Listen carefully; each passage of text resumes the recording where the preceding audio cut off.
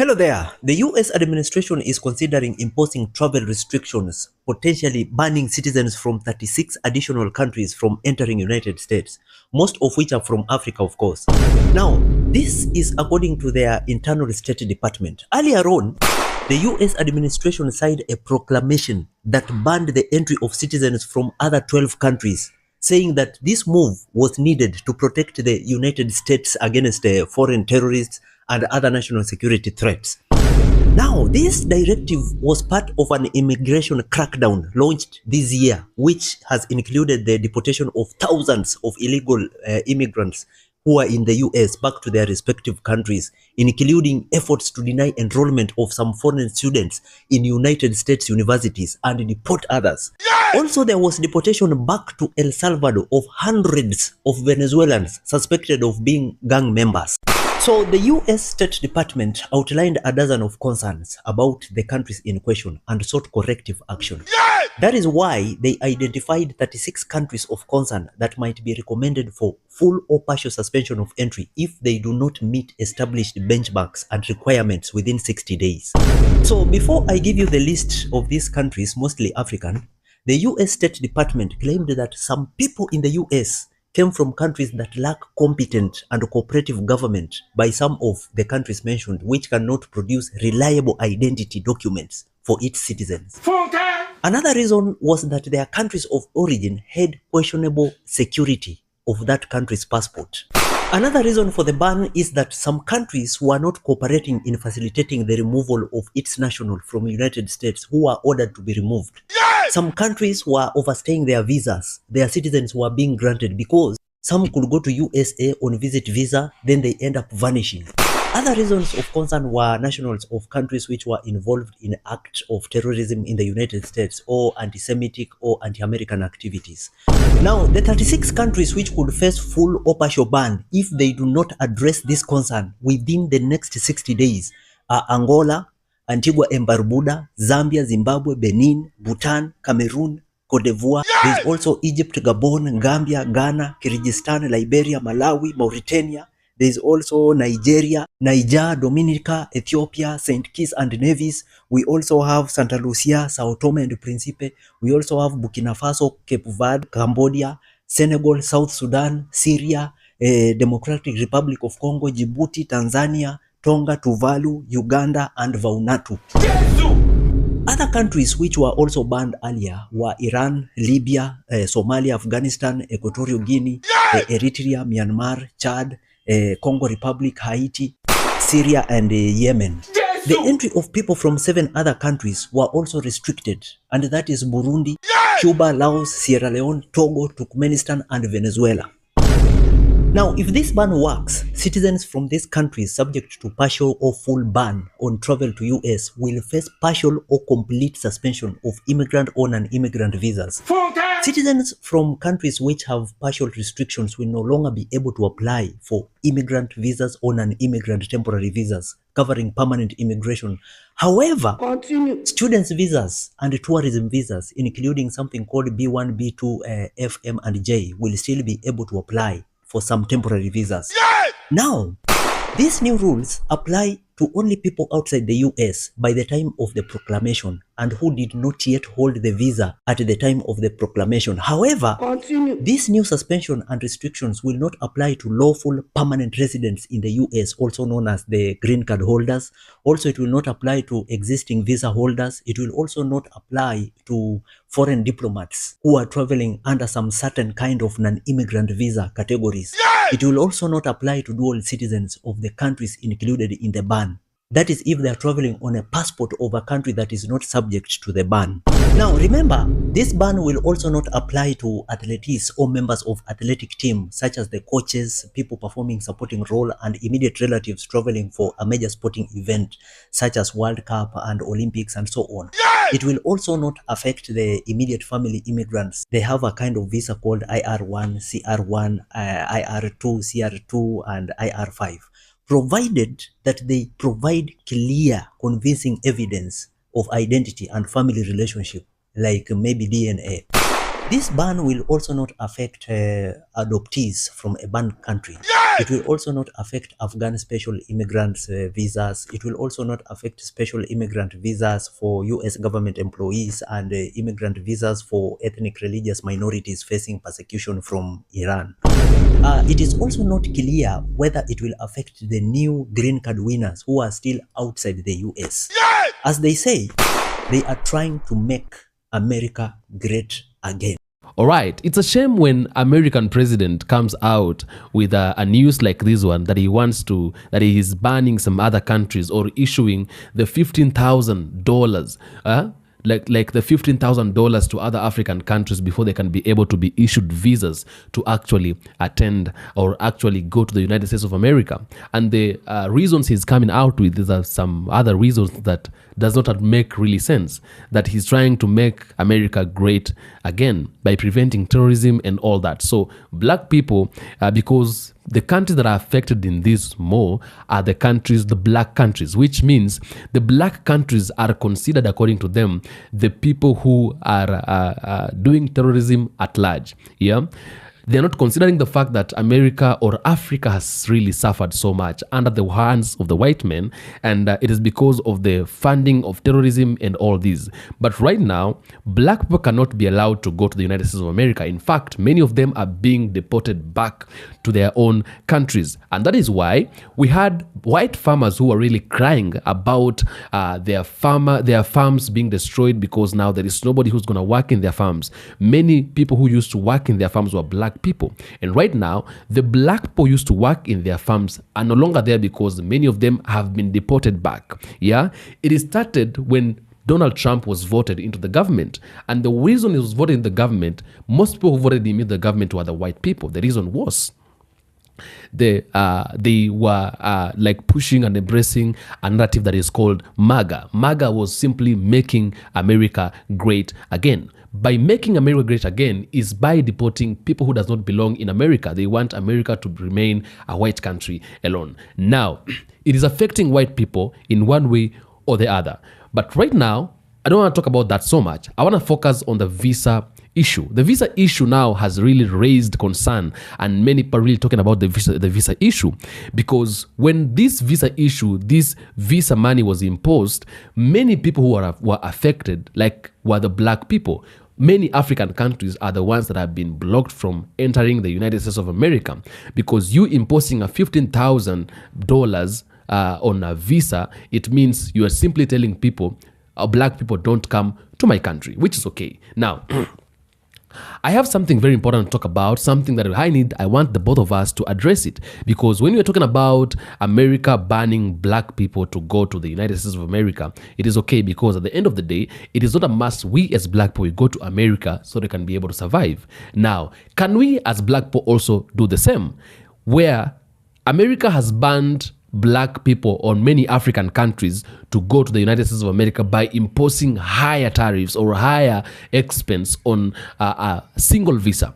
Can we also say the same thing as black people in Africa, that we do not want white people or white Americans in an African land without visa, because many of them are living in Africa illegally. They don't have visa, but they've been allowed to live in Africa illegally, because when it becomes to a black person going to a white man's country, there is a problem. He must be able to provide credentials and all that. But when it comes to a white man coming to a black country, he shouldn't provide credentials, and there is no problem. He can come in anytime, anywhere, and go out anytime, anywhere, without anybody asking him questions. Now, can we have leaders like this mama here, who stands firm and does not wait until the president of America has imposed something like this or has passed a bill like this before she acts? She comes into power, and the first agenda she has is about the deporting Americans who are in her country illegally. Take a look at this video of Natumbo Nandi Ndaitwa. The Namibian government has announced that from April 1st, 2025, travelers from at least 31 nations, most of them in Europe, will be subjected to visa restrictions. Namibia's cabinet made the decision after the countries refused to lift visa requirements on Namibian citizens. Some of the foreign nations that will be subjected to visa regime are the United States, France, Germany, Britain, Canada, and Italy. The others are Belgium, Switzerland, the Netherlands, Japan, Norway, Austria, and Portugal. The list also includes Sweden, Spain, Denmark, Ireland, Finland, Ukraine, and Armenia. Namibia says its relation with the mentioned countries was one-sided, given it had exempted their travelers from visa restrictions. But the foreign nations declined to reciprocate Namibia's gesture. Namibia adds that travelers from the 31 nations will be required to pay 1,600 Namibian dollars, which is nearly 90 US dollars for a visa on arrival. Namibia's Home Affairs and Immigration Deputy Minister Lucia Witbooi said on July 17th that the new visa regime will take effect on April 1st next year. The Federation of Namibian Tourism Association, FENATA, has opposed the government's move. FENATA expressed worries that the new visa regulations would discourage tourists from visiting Namibia due to the time-consuming application and payment process for visas. Tourism Minister Pohamba Shifeta, however, said the new visa regime will not have any significant negative impact on tourism. Travelers from African countries that do not have a visa exemption agreement with Namibia will continue paying the 1,200 Namibian dollars, an equivalent of 65 US dollars for a visa on arrival. People bound by visa restrictions will be required to apply for visas online before traveling.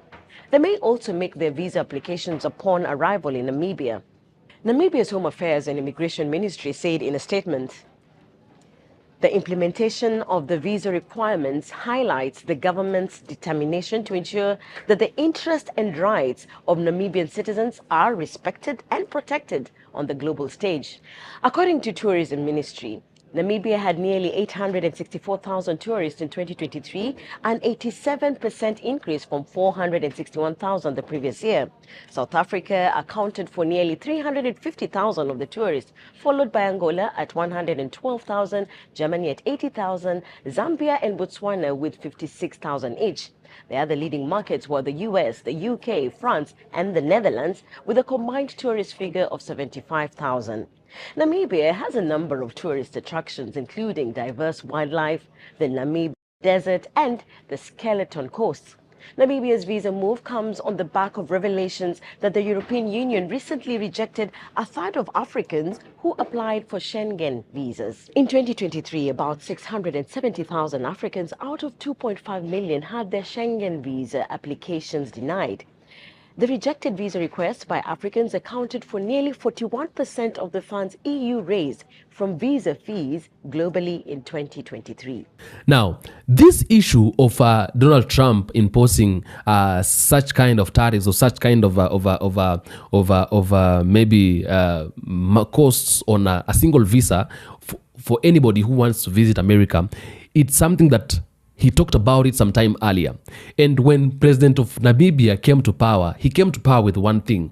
Nobody needs to be allowed in my country without a visa. It doesn't matter who are you. It doesn't matter you're a white person or a black person. Like, it doesn't matter you're a white person or where you're coming from. Because black people, they are actually being allowed to go there at an affordable cost, which is about 1,200 shillings. And somewhere around there, the money that they are supposed to pay to go there, it's about $70 to $90 or some $60 to $90. Okay, it is not passing there. Okay, so they're allowed now to enter. Those are black people in Africa. So Africans can easily access Namibia and come out anyhow, anytime. Yeah, at an affordable price. Okay, but now he said that every white person, especially the Americans who are in Namibia illegally, they should go back to their own countries. He did this immediately she got in power. Now, when she was out of power, when she was about to come to power, things like this were happening because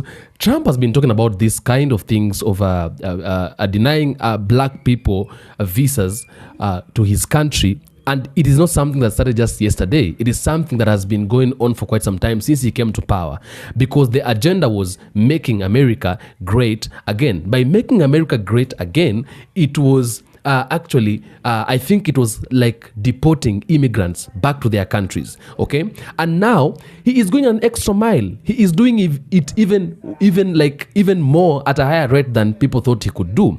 Right now, by imposing this kind of cost to a single visa, it means he is simply denying, or he is simply asking some people not to go in their countries. And the people who are affected the most are African and actually the black people, especially from Africa. Okay? Now, leaders who really feel like they cannot continue tolerating this, they've come out and spoken about it. They have addressed this issue. The president of Chad, his name is Idris. The president of Chad, immediately Donald Trump said this, he counter-attacked by saying, now, if you ban us from entering the United States of America because of imposing these kind of costs in the visa, we are also banning you. Yeah, it is a tit for tat game. You do it to me, I'm gonna do it to you. That is what they're doing, because now we are trying to look it or to approach this issue in this perspective. America, when they come to Africa, they come to Africa freely. Nobody cares. Nobody asks them question. Nobody should ask them a question.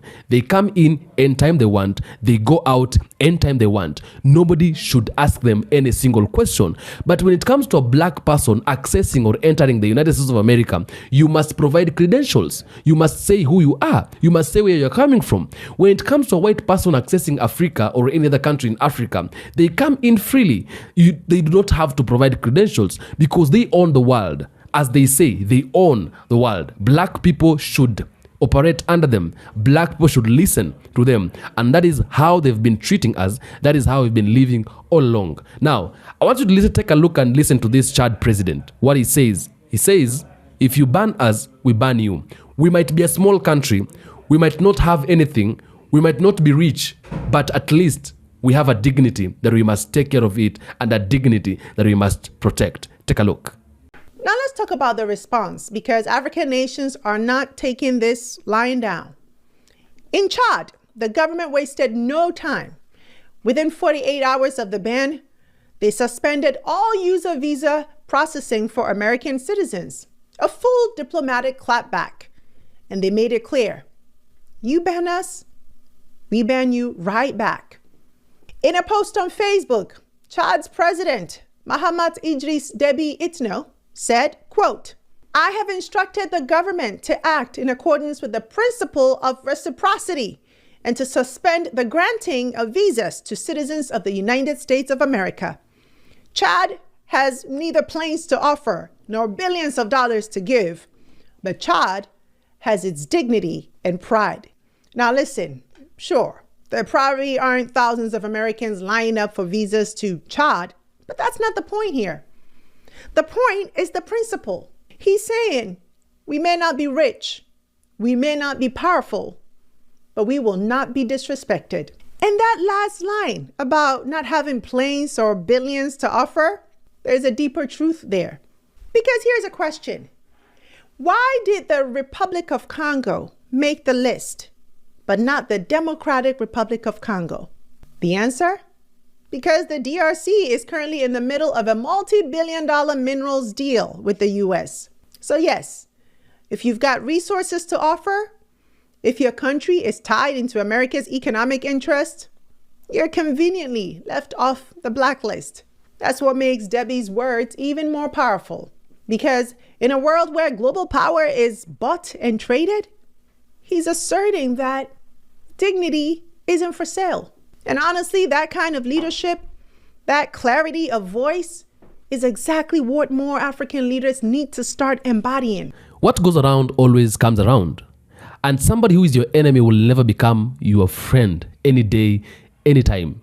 Listen to me very clearly. If somebody was your enemy someday, this person might not be, when he decides to be your friend, he might be your friend just by faking, but not on a serious note.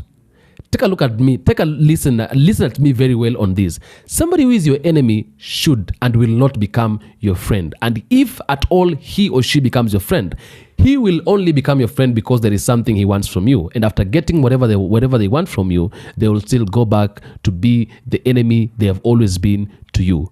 That is what normally happens. Okay? White countries have always been enemies to black countries. They are only friends to black countries only if you are a president and you are concurring with them, you are listening to what they are telling you, what they are asking you to do. That is the only time that you become their friend. Okay?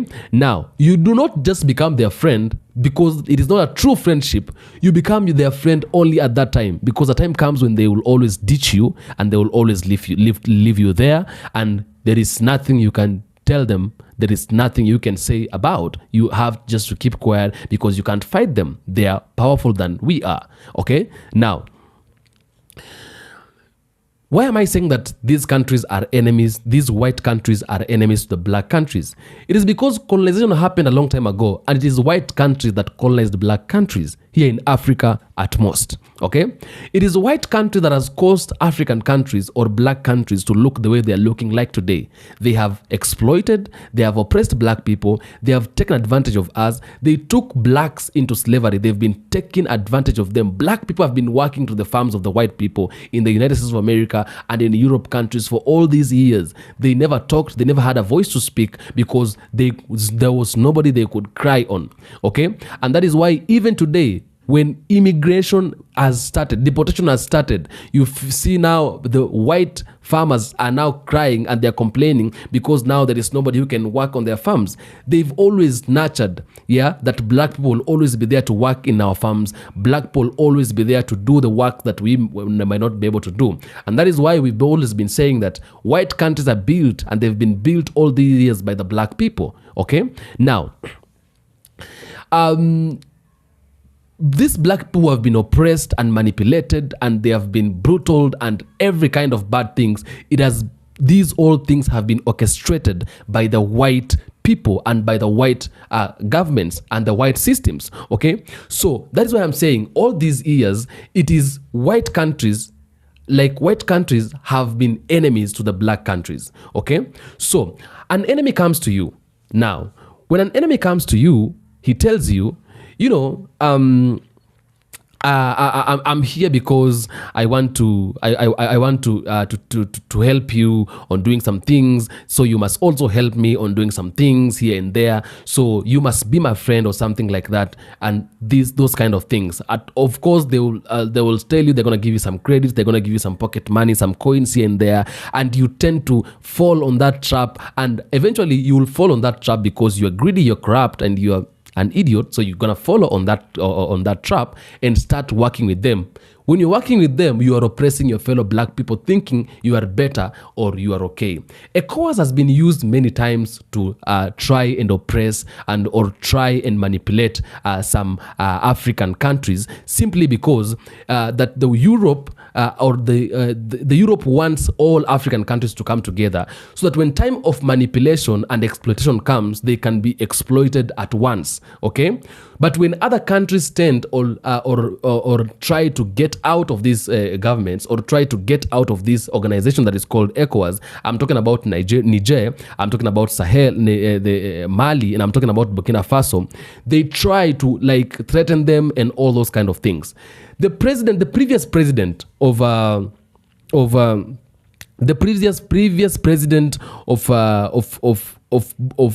ECOWAS, that is Tinubu. Tinubu has been used, to try and take advantage of these three countries from the Sahel and try to threaten them to come back to ECOWAS. Otherwise, if they do not come back to ECOWAS, they will be taken down by force. And it has been something that has been happening all this time. Tinubu was placed closed by the president of America and Europe countries, and he has been used all this time. He was saying there should be no coup in West African countries. He was saying that West African countries should be democratic, that the Sahel region, the three countries from the Sahel should take power back to the civilians and all that. It was not them speaking. There was a voice behind them that was pushing this matter. And that is why that is why we have been seeing all these problems of ECOWAS trying to push Ibrahim Traore to step down from power and all that. Okay, now trust me, this one's gonna shock you. Amongst the countries that have been counted not to access the US without the $15,000 visa, Nigeria was one of them. And the same Tinubu, who has been an ally to American country, he came out and he spoke against it because he felt like he has been used all this time. Because if at all America could care and would care for Nigeria, then Nigeria would not be amongst the countries that are mentioned not to enter the US without the $15,000 visa. Take a look at the president of Nigeria, Ahmed Bola Tinubu.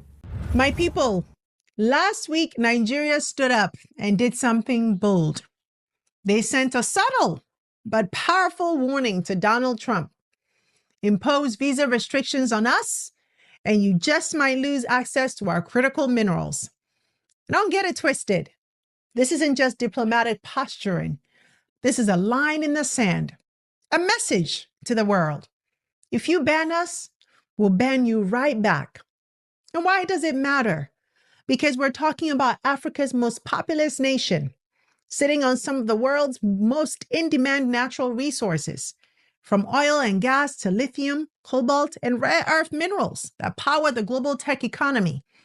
So when Nigeria, on behalf of the entire West African bloc, says, don't play with us, you better believe the world is listening. Because this isn't just about visas. This is about leverage. This is about who controls the future. And today on The Breakdown, we're unpacking it all. What's behind Trump's plan to expand the travel ban across Africa? Why Nigeria and ECOWAS are pushing back? And how this could reshape global trade, diplomacy, and power in ways no one's ready for.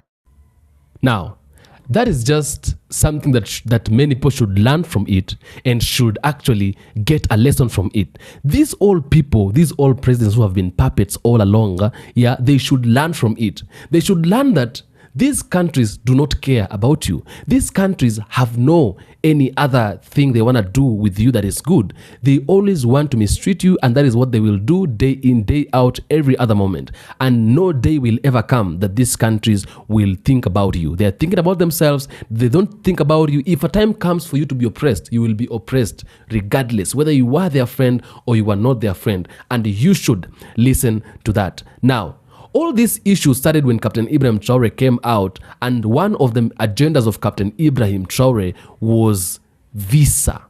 Yeah, he was trying to say that all African countries that are coming, that are coming to the to Burkina Faso or to Africa or Europe countries should have visa. Without visa, they cannot be allowed to come to the Europe to African countries. Yeah, he was agenda one among it was an agenda that he also pushed it. But when these leaders have been trying to push these African leaders, many of them have been taken out, which means the West itself does not agree when it comes to them having or them acquiring visa if they want to come to Africa. According to them, when they want to come to Africa, they should come to Africa any day, any time, from anywhere, okay? And nobody should ask them any question. But when it comes to a black person trying and want to get to America, they should be able to acquire visa. And in fact, a very expensive visa, okay? That you cannot go there without this kind of a visa that is very expensive. Are you getting my point? Now, when the reason as to why, the question remains, why is it that when an African leader or when Africans try to come with the same agenda or the same narrative or the same rule, it becomes a problem to them? They feel like they can't take it. They feel like it's a heavy work. It's a heavy impulse to them. They can't really manage it. But when it comes to a black person, they want a black person to manage it because they feel like when black people are in their countries, they are causing chaos and all that. They want to make America great again. They want to make Europe great again. Take a look at this video. So there's a new guy trying to do that in Africa right now. So guess what is going to happen to him? They're going to kill him. So the real reason why they killed Gaddafi is he wanted to have a currency for Africa, and he wanted Africa to unite against the exploitations of the Western world. So they had to kill him. So there's a new guy trying to do that in Africa right now. So guess what is going to happen to him? They're going to kill him. I know. I love this guy too. I think it's great he's doing that. But So Burkina Faso President Ibrahim Traore, is that how you say it, announces a bold plan to unite the African continent under one system. He wants to create a United States of Africa where all African countries will come together as one. There will be one government system, one currency allowed called Afro money, and one African passport. All Africans will be able to travel freely without visas. He also said the wealth of Africa should be shared equally among all countries so no one is left behind. That's why they kill everybody. That's why they got rid of the guy, Mossadegh, when he was running Iran in 1954, because he wanted to keep the oil profits for their own people. Immediately, the CIA overthrew him. do you know that the Shah got thrown because the trilaterals wanted to put in the Ayatollah because the Shah minorly wasn't doing what they wanted? Yes. So that dictator wasn't even good enough for the other one. They put in the Ayatollah. And so the same thing. The reason why they killed Gaddafi. Under Gaddafi, Libya had the highest standard of living in all of Africa. What sealed Gaddafi's fate was his plan to create a pan-African gold-based currency to release the continent from the shackles of the petrodollar. This couldn't be tolerated by the West. The rest is history. That's why they killed him. Well, I remember we've covered that on this show many times. We've told you, and that's another truth that I don't think Jon Stewart will ever tell you either. Well, he doesn't know. Do you ever see Gaddafi Mad Dog Killer on Showtime? It was a documentary about when we kill one of these people, we make like a good, and we killed a bad man. Yeah. So they talked about, and they made it like he had this cuckoo idea that he was going to unite Africa under a currency. Yeah. And he's like a tin pot dictator. Yeah. And I had no idea what the petrodollar was when I saw that. Okay. So that's where they're laughing at the very idea of that. But that is why they kill these people. One thing we should know is that when things like this happen, it's calling for a unity, a certain unity that all African leaders need to come together and decide on one thing they want to do. Because at the end of the day, we need to understand and know one thing. Nobody's going to take care of us. And nobody cares about you. Whatever you think, whatever you want, nobody cares about you. It doesn't matter it's an American country, it's a French country, it's like it doesn't matter. It does not really matter because at the end of the day, they will come with their rules. They will make their rules. Their countries, their rules. You will follow their rules and you will not interfere with what they want to do or with what they want to say. They will use you, they will ditch you, and then they will come with their rules. You will be part of those people who will be cut their heads. They won't care if you worked for them, you helped them at a certain point, because at the end of the day, they don't really care. Okay? So it is a call. This is a call for the black people, for the black leaders to come together and work things together. Let us embrace the blackness. Let us not get to a point where now African leaders or black leaders are the ones who are now taking advantage or who are now being used to oppress other black people. That is very bad because at the end of the day, you'll need that black brother you're destroying today. You'll need that black sister that you're misusing today to help you someday, somewhere. Okay? Now, this is Dr. Rikana. Dr. Rikana was once upon a time talking about how Captain Ibrahim Traore has really worked to unite the African countries and all that, because it is only when we're united we can be able to speak one language. If a great leader sometimes back comes and says, this is what we want to do or this is what we are up to, then that means that is the only way that we can be able to say, now we want to ban, like when they say these, they come with their rule, we come with our rule. We be equal.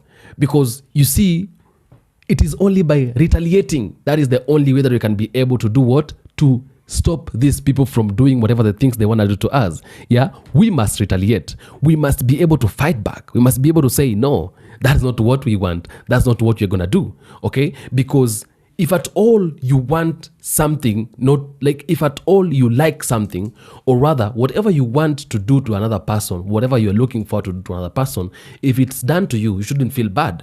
Okay? Now, I don't see the reason as to why America should feel bad or white people should feel bad when they are asked out of Africa. But when they do the same thing to black people, they are not feeling bad, or they take it easy. They take it as a normal thing. Okay? What we should do right now is to come together. Yeah? Take a look at this video kindly. Being here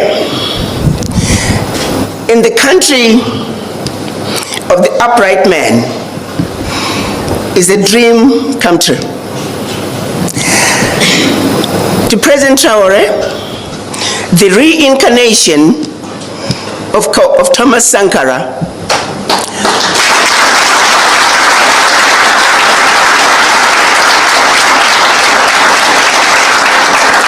President Traore, who has led the struggle to complete the unfinished business that was started by our ancestors and our Pan-African leaders in 1963 when they created the Organization of African Unity. During that meeting, they demanded the creation of an Africa that spoke with one voice, an Africa that was united. That journey is yet to be finished. What is happening in Burkina Faso, in Mali, in Niger, is just the beginning of a revolution that is way past due for Africa.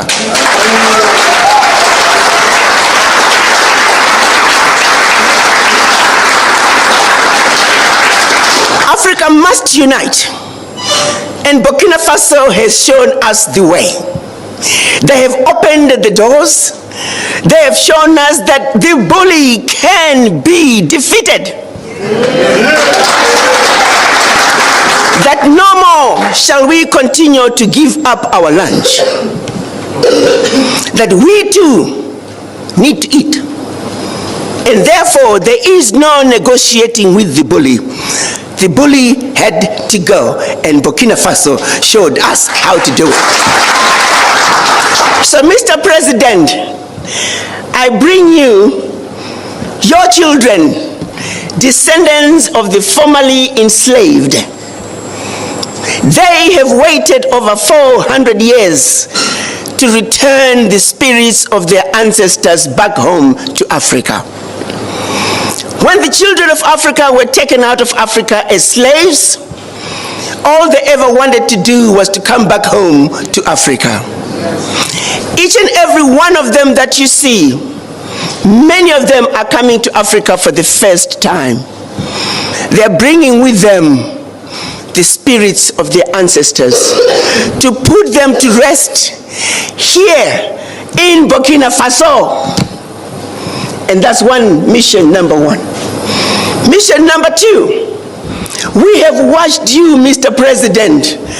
You stand for everything that we have hoped for in an African man. Courageous, fearless, and in their faces.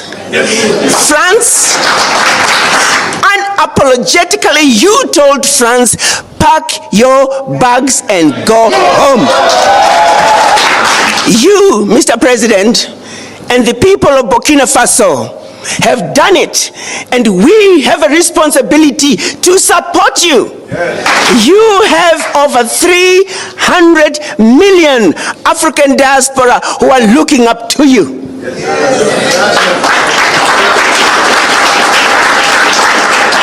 We are here to show you that we are with you.